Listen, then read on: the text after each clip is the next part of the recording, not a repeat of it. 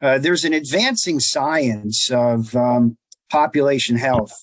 And simply put, population health looks for ways to keep well people well, reduce health risks, make sure that people have rapid access to care when they have an acute illness, provide support for people who have chronic conditions so they don't have the challenges of the complications of their disease, and trying to support everyone within a population who's truly struggling with catastrophic or life-threatening illness to make sure that they get the best of care and the best of support. Today, very few employers really look at a proactive approach with an analysis of how they're doing to support people across those 5 pillars of population health. And yet there's a tremendous opportunity to do good and to do well as a consequence of keeping more of their employees on the field, Mike, as you spoke about, through looking through the lens of the advancing science of population health. I'd like to turn it over to my good friend, Dr. Cunningham Hill, to talk a little bit about well-being as another viewing point. Thanks, Ray. So, yeah, pleasure to be here. So I think, historically, sort of well-being was often about the physical aspects of health in terms of what you eat and exercise and everything around that.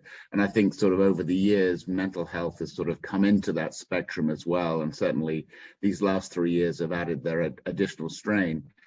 When looking at well-being, I think it's really important to sort of look across the whole spectrum of well-being. So that includes financial health, which is, really critical, but also spiritual or purpose in life, career, environmental and social well-being are all aspects. Unless it's all brought together, really you don't really get all the full benefit from addressing some of the issues. So the minimum, you're probably looking at always addressing at least 3 of those, but really you probably have to touch on all of those and apply some of those other aspects, because what people have their lives outside work also impacts their health in many ways where they live as well. So some of the social determinants of health come in, but also it's not just it's having a strategic plan that sort of drives that sort of connects the dots and sort of addresses those across that whole spectrum of well-being to be really successful.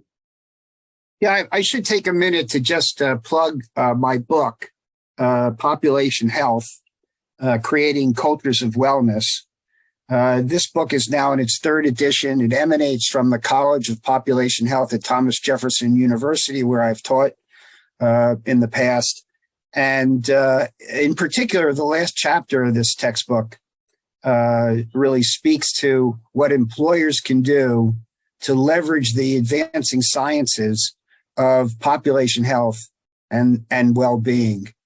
I think it's important to mention that this book is now used at 165 medical schools and graduate schools across the globe, and it's the leading textbook in its space. And I can shamelessly promote this book because all of my royalties go to Thomas Jefferson University.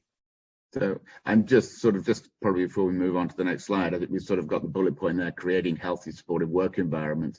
I think it's always important to sort of look at sort of fixing the workplace rather than fixing the employee as well, because I think it's not, there's a lot that could be done in terms of that physical environment and the way things work and how things are connected and the way things are done that really can just help nudge people and help them along their journey, because you have to sort of break and build new habits as you go, and the workplace can be a great opportunity and a great way of doing that. So yeah, and even in the face, like you said, Mark, even in the face of hybrid workforces now, I think we're going to see over time, maybe this is a surprising comment, but more and more people returning to the workplace for the purposes of working in a collaborative fashion, and also getting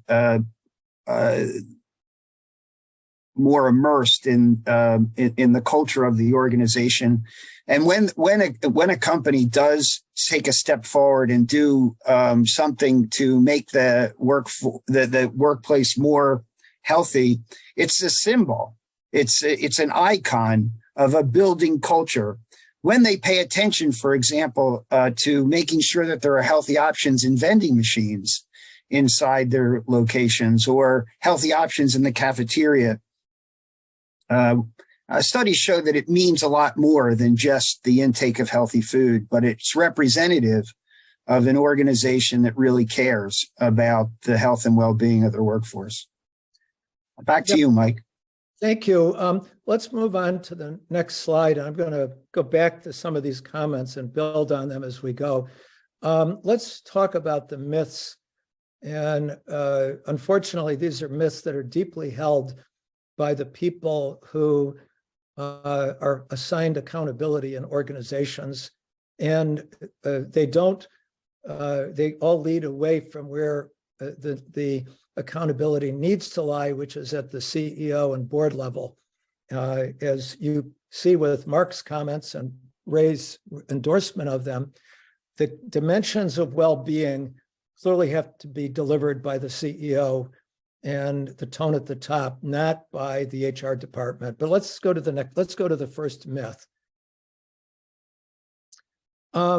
We treat employees as patients with specific diseases, and we measure the issues and successes by responsiveness to particular disease conditions. Those are important, but they are several steps downstream, and they're wildly incomplete in terms of what we need to be talking about and doing today. So, and I think part of that is the paradigm of health, which is still decades later about you get unhealthy, you go to a doctor to be treated, and then you're healthy again. This is a model that probably was developed decades ago to deal with acute conditions. But what these conditions are about is not just the conditions themselves, but the consequences and the root causes. So let's go to the first. I'm just going to make a brief comment about the facts. The first fact: the cost of poor health is the most important to an employer, but it is not just in the healthcare line item. It's every downstream consequence of poor health on the one hand, and every upstream driver of the cost of poor health. And Mark commented on lack of financial and spiritual well-being, career well-being, which is a driver of bad health. And it looks like we may have lost. Am I on? Huh. Yeah, keep going, Mike. You got me? Okay. So I think that we have, this is driving at here is that it's not about each and every one of the increasing prevalences of chronic disease. It's really the cost of poor health, which advances to many of the chronic conditions. From an employer's perspective, the most chronic condition in healthcare is the relentless escalation of healthcare costs. And if you look at this viewing point for the last 50 years, healthcare has been accelerating in terms of its cost, particularly to the employer, at 2 to 3 times general inflation. And as a consequence, it's been much less likely that an employer has been able to engage in raises in terms of wage raises, because the raises that employees are getting over the number of years is just expressed in increasing healthcare costs. Mark? Yeah, so I mean, obviously, I think for 2023, healthcare costs are, I think, predicted to be around the sort of 6.5–7% range, which is actually a little less than general inflation. So this is a little bit of an abnormal year, and it's not 3 times general inflation at sort of 21% this time, but it's still going up, and this constant, increase in cost is not something that employers can always. There's always been some cost sharing going on, and there's been a slightly, that trend of sort of trying to push some of the costs onto employees, but that's getting more difficult for employers to do because of, it's just, there's a tight labor market and sort of cost sharing only goes so far. But what's also done is come up with sort of different ways of doing benefit design. So, high deductible plans and things, because obviously a lot of people who are insured are effectively uninsured because they can't afford to actually use their insurance if they have them. So that's probably around about sort of 40% of the sort of working population probably would have a trouble sort of meeting their deductible under their plan. So we have this situation where we have, significant, escalation in costs, increasing in premiums. I think the premiums for a sick per employee is something like $14,000 to $15,000 per employee in 2023, and obviously range, which is unacceptable. And it's just this increasing cost that's sort of driving, for healthcare as well. So it's Yeah, I would make 2 comments relative to what you said, Mark. The reason, generally speaking, if you look over the last 50 years, it takes a while for the premium to react to hyperinflation periods. And so this accidental, relatively equal general inflation rate to the medical inflation rate is often because insurance companies have multi-year contracts with providers, and it takes a little while for there to be an expression of the hyperinflation into premiums. But most suspect that there'll be some significant jumps in healthcare costs in the next couple of years, and perhaps beyond the hyperinflation rates that we're seeing in general. So the bottom line here, though, is that there are 2 reasons why employers have escalating costs. One, most employers are trying to attend to, which is the unit cost per healthcare. And Mark, as you talked about, by changing benefit plans, by having a TPA or health plan work on their behalf to negotiate the best possible rates for the care that's being delivered by the provider world, there's an effort to try to control the unit cost for healthcare. What we're really talking about today is suggesting that employers have at least an equal focus on reducing the need for healthcare, reducing the number of units that are required to be administered to their workforce and covered lives. And if you can reduce the number of units and control the cost per unit, you can remarkably control this most chronic condition from the employer perspective. Okay, let's move on to the second myth. And this is something that Ray, I'm going to have Ray talk about, but this is when you delegate employee health and well-being down deep into an organization and treat it as a fixed cost, you're implicitly making the comment that it has little to do with the company's overall performance. And going back to my analogy about athletes, no one would believe that if an athlete is in subpar health, that has nothing to do with the team's performance. So there's nothing is different with employees. Every employee matters, and health and well-being of every employee matters, particularly in organizations that are leaner today than they've ever been. So this is a myth that needs to be exploded. I do want to make one more comment about the cost of healthcare. and you're seeing it here, that it shows up in so many different places that you need a holistic understanding of the cost of poor health. So I'll ask Ray, who has done some very significant research on the relationship between culture of health and organizational performance.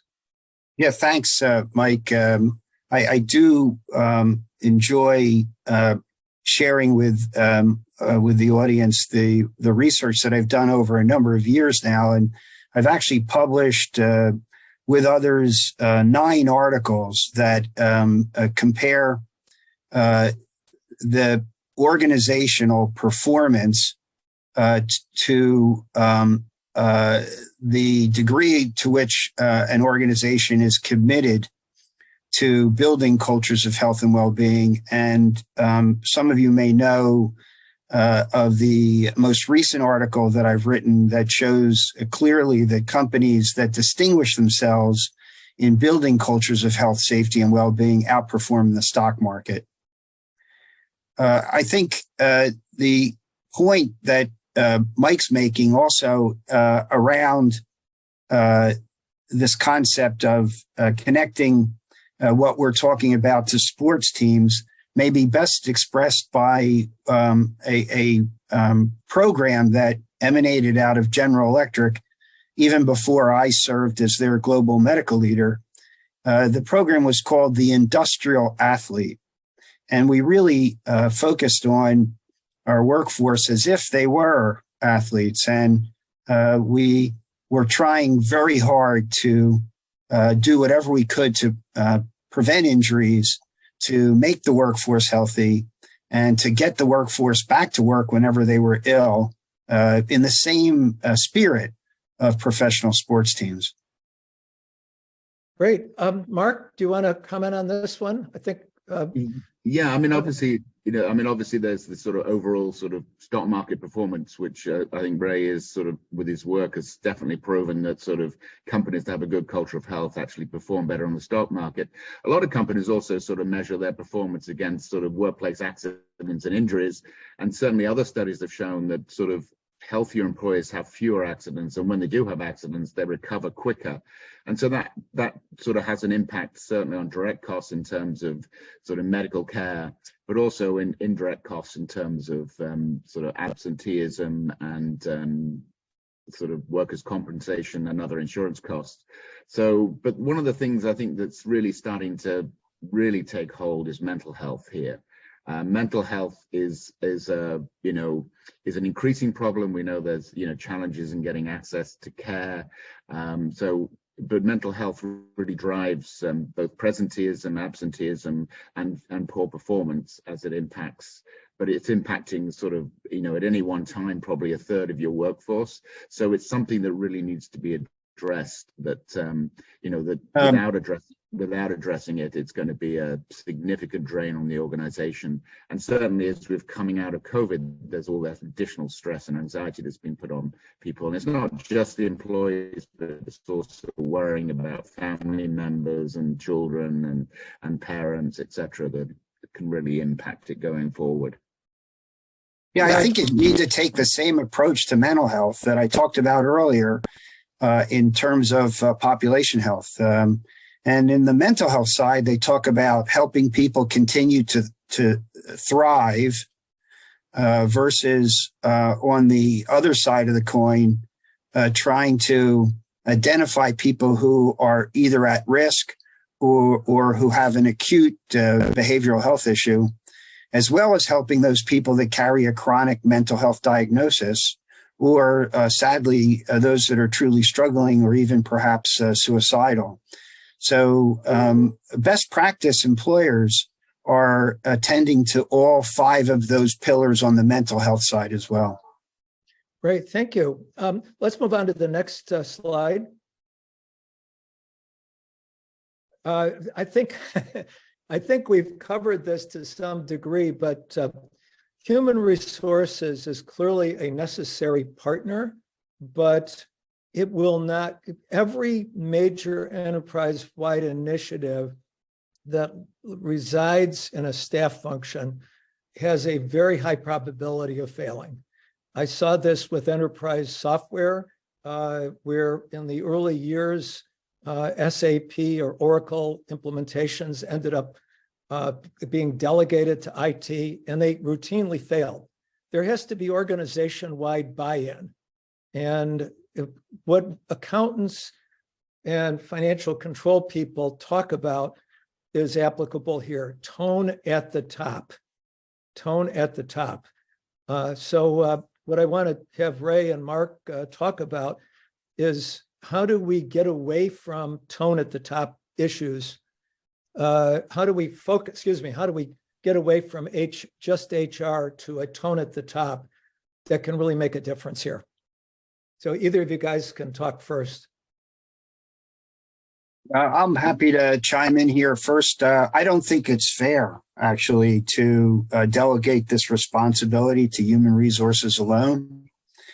But on the flip side, I would say that in research that's been conducted by HealthNEXT over the last decade, benchmark organizations really drive a culture of health, safety, and well-being from the top. And this dedication expresses itself in the corporate mission, vision, and values. So you can identify benchmark culture of health, safety, and well-being companies by looking at their corporate mission statements, their corporate values, their corporate vision. And so often, an organization will talk about the customer and valuing the customer first. I will refer you to another great book, which is called The Customer Comes Second. And in this classic business book, the idea is if you take care of your workforce first, customer service becomes much better. Mark? Yeah, I think, the leadership from the top is really important, and obviously how this gets cascaded down through the organization, how that sort of the organization lives and breathes their mission and things is really important. So really trying to sort of, to be successful, it sort of has to permeate down through the organization with that strong sort of CEO, C-suite support that's sort of driving it, and rewarding management to the right thing, because often managers are rewarded for basically widgets out of the door and running sort of more of a sweatshop. They get more reward for that than actually having a sort of healthy work environment and driving it through. So there've been there's been a number of ways that this has been done, sort of from, obviously educating, training managers, but it's really that walking the talk as you go down through the organization, building it into other parts of the organization as it goes. I mean, often that, HR has its part with its sort of benefits and sort of how people sort of are trained, and leadership development. There's the sort of DE&I activities that go on. There's the health and safety activities, and sort of certainly this movement towards sort of total worker health, which is going beyond just the traditional health and safety, to really looking at sort of all that aspects of wellness and how that all pulls together. So there's a lot of initiatives out there which organizations can leverage and use to help drive this going forward. But I think often what's really important sometimes is having some expertise to sort of help organizations navigate that route, because from the traditional health and safety and sort of having some sort of occupational medicine experience in terms of hierarchy controls and sort of reducing workplace risk at source, through to sort of navigating all these other aspects of the wellness programs, sort of benefit design and other things. So I think it's really important that organizations also look, not saying they have to have an internal sort of chief medical officer themselves, but how they get that expertise and how they help them navigate along that route. I know, Ray, you're sort of passionate about this sort of guide piece, so maybe you've got some additional things to mention. Yeah, I like the term physician executive. And physician executives are very well versed in the science of population health and the science of well-being, as well as many of the other components of clinical leadership that Mark has spoken about: occupational health, disability management, case management, complex case management, and topically pandemic preparedness and response. In the research that we did at HealthNEXT, studying benchmark cultures of health, including the one that Mike Critelli built at Pitney Bowes years ago, all of them had access to clinical expertise. And our research suggests that any company that would be of significant size, let's say 20 or 25,000 employees, should have a full-time chief medical officer. Sadly, a corporate chief medical officer is still a relative rarity, even in the Fortune 500. Yeah, let me just give you a really concrete example of how it becomes active versus, and it even goes beyond mission, values, and vision. Eaton Corporation, on whose board I serve, going way back to Alcoa under Paul O'Neill, Dow Chemical, every single board meeting, the topic of health and safety came up. At the beginning of the meeting, there was a briefing, there were statistical measurements discussed. Every management meeting, every site visit, and the CEO was leading the discussion, not somebody from HR. How CEOs spend their time, what they talk about, whom they meet with.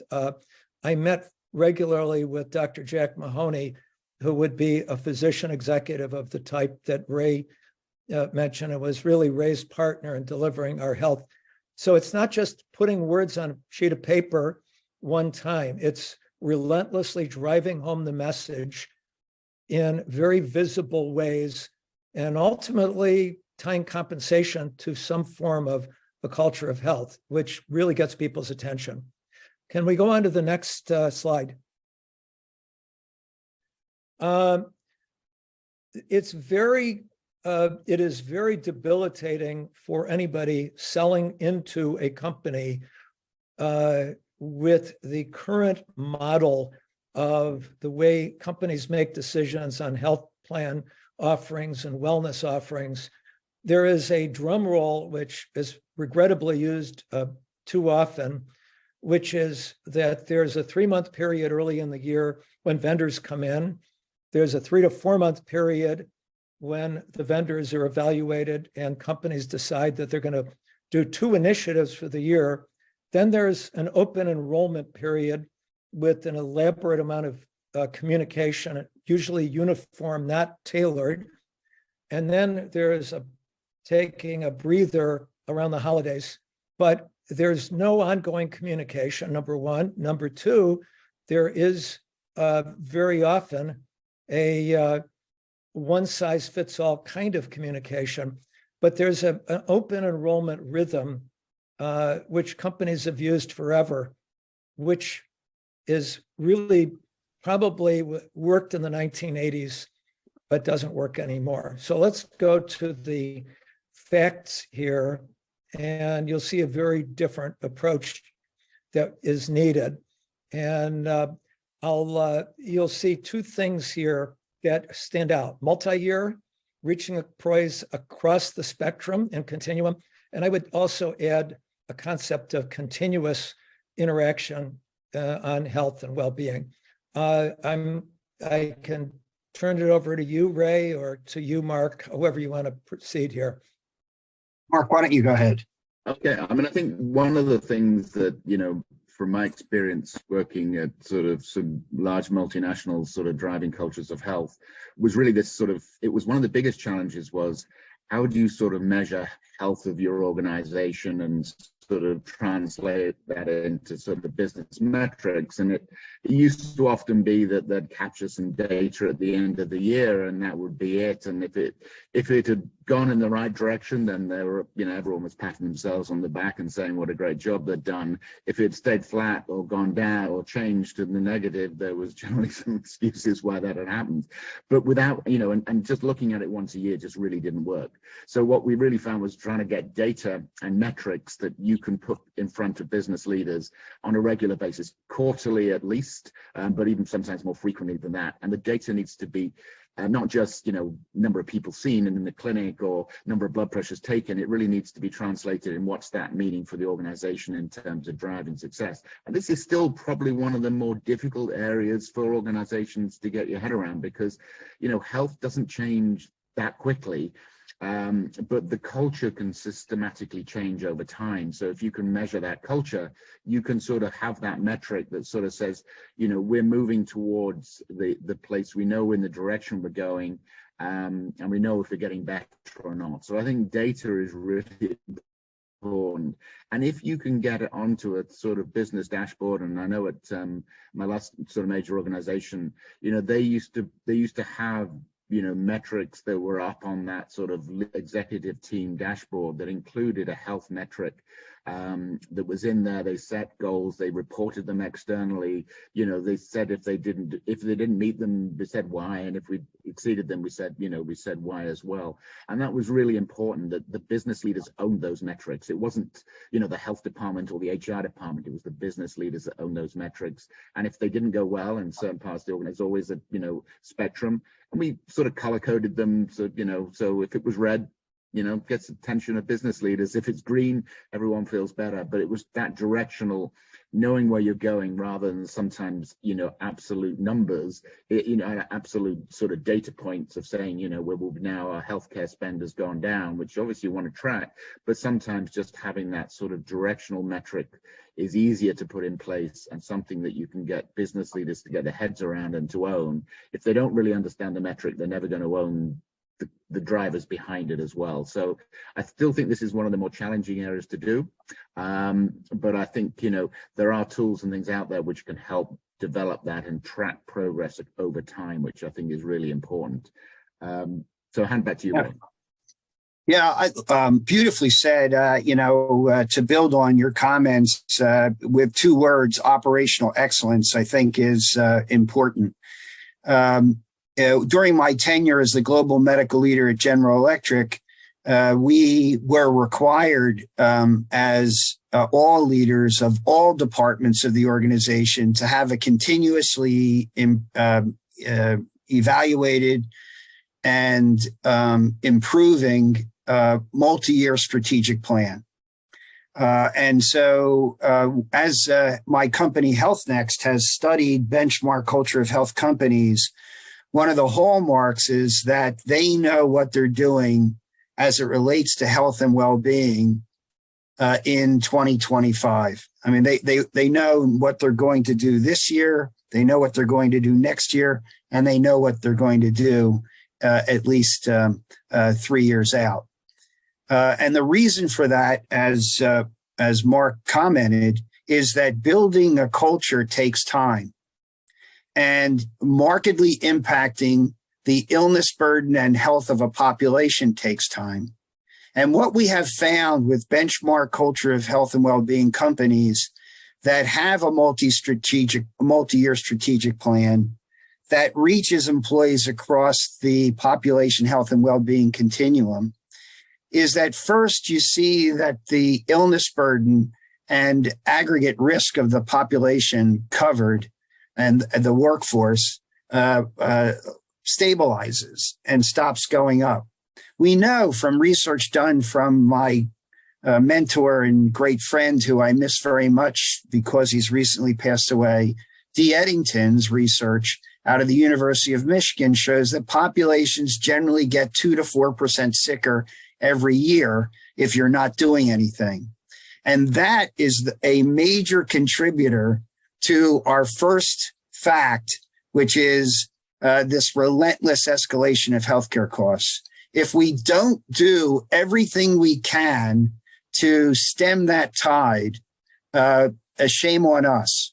Ultimately, even economists believe that this can be a tremendous threat to American enterprise as Americans get worse. Each generation, they get there's more chronic illness, and over the years, they're getting sicker at a rate that we can mitigate.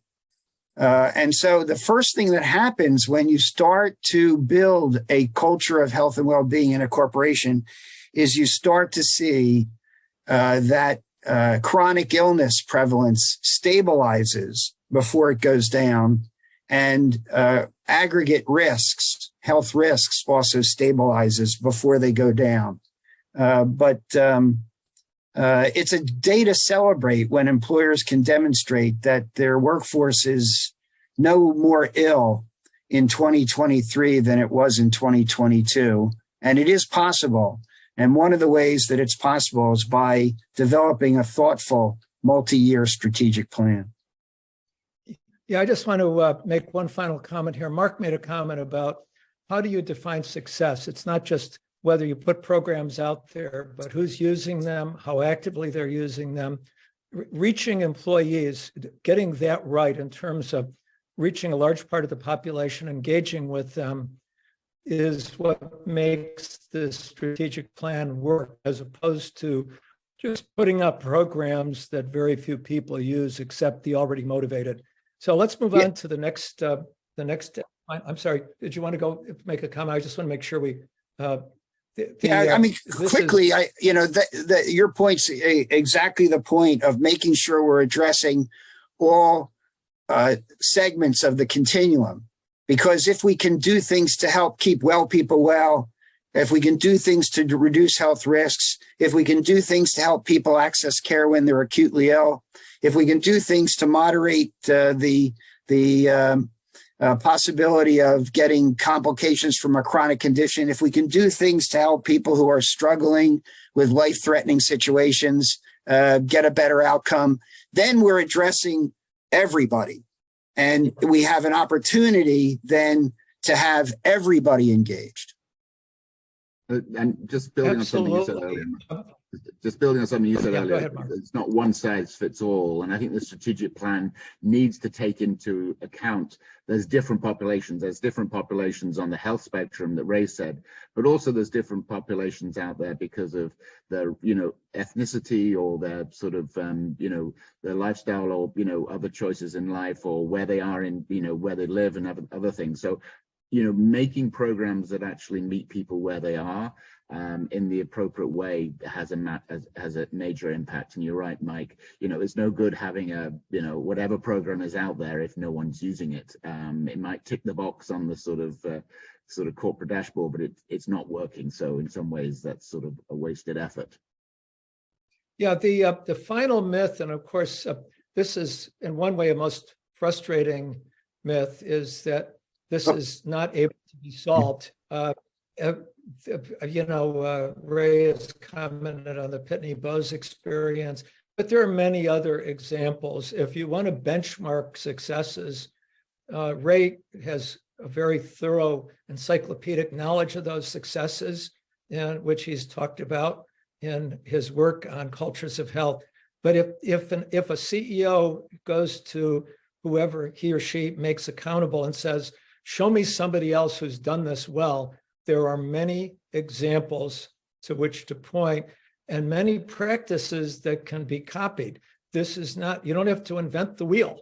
The wheel has been invented and it's been used successfully in many places. So if we go to, let's go to the fact here, this is not about, celebrating one company. It's about the fact that the tools and the examples for success are abundant. And I'll let my colleagues talk about how they might be used most effectively in an organization that hasn't used them before. Yeah, in research that we did over the last decade at HealthNEXT, we have identified 10 pillars and at least 50 factors that employers need to evaluate and assess against. And our research shows that those companies that pay attention to these 10 pillars and to these 50 factors to the extent where they're operating at near benchmark excellence with many, if not all of them, they have those organizations who've been able to distinguish themselves this way have solved their healthcare cost trends and have demonstrated that their workforces are getting healthier over time. And as I mentioned before, have demonstrated superior performance in the marketplace. What we have found, as stated on this slide, is that you can't just do one thing. Often when I'm on a podium, an employer leader will ask, Ray, what are the 3 things I need to do to solve this problem? So sadly, as I've mentioned, there's 50 factors that need to be focused on, and our research shows that you need to do at least 35 of them, maybe even 36 or 37 of them very well. So this is a complex issue, but it's a manageable issue. It's an issue that can be addressed, as I said, over a multi-year strategic plan. The other point that's on the slide that I want to emphasize is that our research has demonstrated that these critical interventions need to be done in the right sequence. And in particular, as we started off and Mike made some elegant comments, early on, you really need leadership support and management alignment. Once you have leadership support and management alignment and a multi-year strategic plan, you're off and running. Both of those issues are fundamental and are, based on our research, recommended to be done early. And the mere selection of a number of point solutions with contracting, perhaps on an annual basis, will not get you, based on our research, where you really want to go. Mark?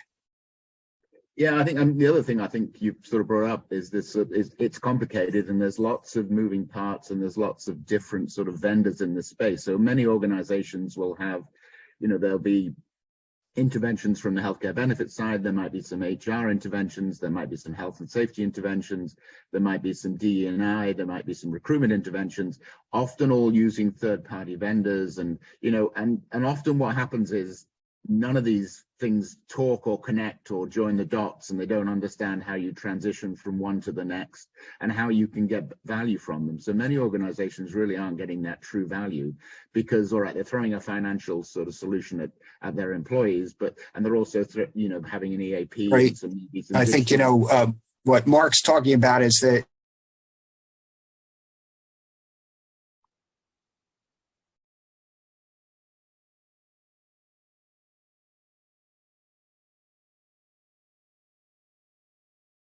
value from the investment that's made.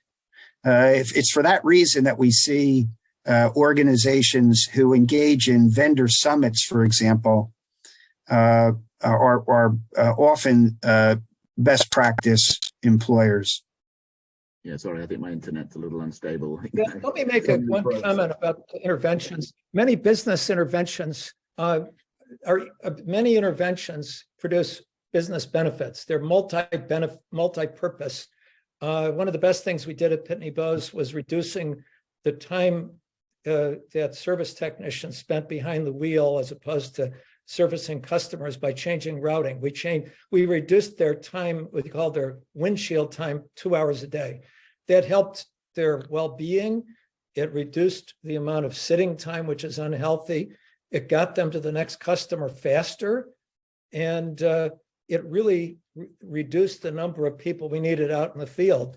So many interventions are not, you don't need a third-party vendor to do that. You can do them in-house. We did the same thing with changing the way we measured and trained our customer care center people so that they didn't experience as much stress, and that improved their health and well-being. So enlightened organizations look not just at third-party contracts and health interventions, but other things that benefit the business, but also have a huge opportunity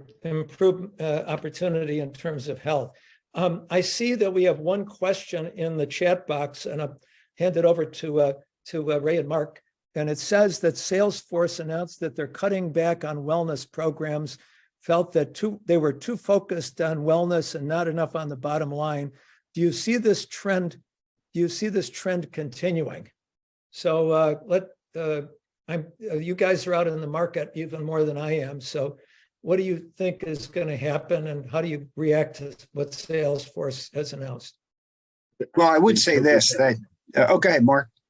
I was going to say, hopefully Salesforce might be listening to this, and the fact that what they're doing is going to hit their bottom line probably far more than the few savings they get from reducing a couple of wellness programs. But sorry, Ray, I interrupted. No, I mean, I agree. I will say, sadly, that during periods where organizations are not performing well financially, the programs that are sometimes reduced are, from our perspective, some of the most important ones to bring companies forward with superior performance. And so I'd like to say that the enlightened companies actually double down on what they believe, or at least what they articulate as their most important asset, their people, during periods where the organization's really focused on the bottom line. Long term, it makes great sense, particularly with a workforce that you're cultivating that is tenured and skilled. That you want to keep in those positions. I will tell you that a culture of health and well-being has been demonstrated to be one of the best strategies during a period of high resignation, or during a period where you have a lot of open positions and you're trying to attract great talent. In fact, increasingly, young people, in selecting what job they want to take, will choose an organization that's really committed to the health and well-being of their workforce.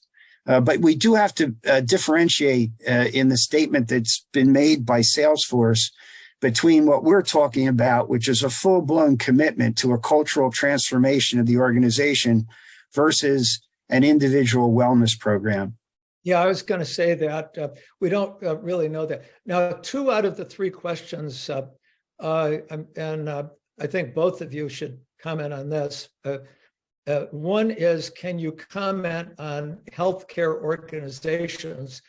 And secondly, high attrition rate and since COVID, and COVID has sent hospital costs up. So how do we deal with the organizations that are accountable for trying to deal with the health of the rest of the population and make sure that they give appropriate focus to a culture of health? So both of you, I think, are eminently qualified to talk about this one. Yeah, I mean, it's been for healthcare organizations, the last 3 years has been brutal, and on the staff, it's been long hours and everything else. But historically, healthcare organizations haven't always been great at looking after the health of their employees, and often doctors and nurses, aren't always the best people to look after their own health. They know what they should do, but it's doesn't always happen in reality. So I do think there is a trend, and there's more enlightened healthcare organizations out there that are starting to build, trying to start to build a culture of health that's there.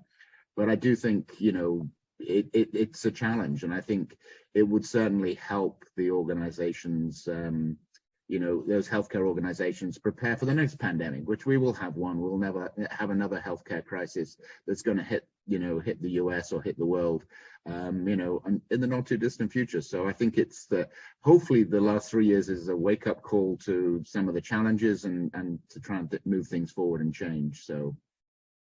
Yeah, I know we need to move quick. I think we need to. Go ahead, Mike. I'm just going to say, I'm down in Naples, Florida, and what they found when they didn't pay, I think, sufficient attention to the care of their nurses and their lower type workers is they were hiring a lot of traveling nurses and getting killed financially. So one of the impetuses for healthcare organizations to take care of their staff is that the cost of replacing that staff is a multiple of the staff they lose. So Yeah. if anything, they are paying more attention now because of the COVID crisis and what it did to their bottom lines. Yeah, I think we should move on to the last few slides because we're getting close to the end of this session. A simple summary here is traditional approaches that administer health and wellness programs, often out of sequence, usually fail to produce a lasting behavior change or ROI, falling short of achieving a sustainable culture of health and well-being. But as the next slide shows, there is a better way. And the real intent of this session with Mark and Mike and I, who are all really passionate about this, is to give you some secrets to success, leveraging evidence-based clinical insights and guidance, establishing a multi-year strategic plan, and utilizing a platform like a Salesforce platform, but a platform that can generate operational excellence in your journey to create a cultural transformation, making sure that this platform provides guidance to doing things in the appropriate sequence and allows you to track your performance over time. Mark, do you want to add anything to this very concise summary? No, I think this is an excellent summary. I think the other thing just to be cautious about is the shiny new objects that keep being sort of thrown at organizations, and just making sure that whatever you do is evidence-based and based on the science versus, you know, the appeal of the salesperson trying to pitch another vendor. So I think it's important to always go back and saying, is this really adding value? And is it done in the right sequence? Yeah. Ivor? And just quick comment here. This whole point about continuous monitoring as opposed to the once a year, it's like anything else in a business. You do not have the luxury of doing a once a year evaluation of what you're doing. So thank you very much, gentlemen, and for the questions that have come in. I think there's one question. It's about ESG that we will send a typed answer on post-meeting. And I'm going to hand this over to Ivor to complete the webinar. Well, thank you everyone for attending our webinar today. And thank you, Mike, Ray, and Mark. We appreciate all of your insights. There's some additional information on the HealthNEXT website if you'd like to investigate that further. And we'll also be sending out a recording and the slides and some additional information to everybody that attended today. So thank you for joining us, and stay tuned for future webinars from HealthNEXT.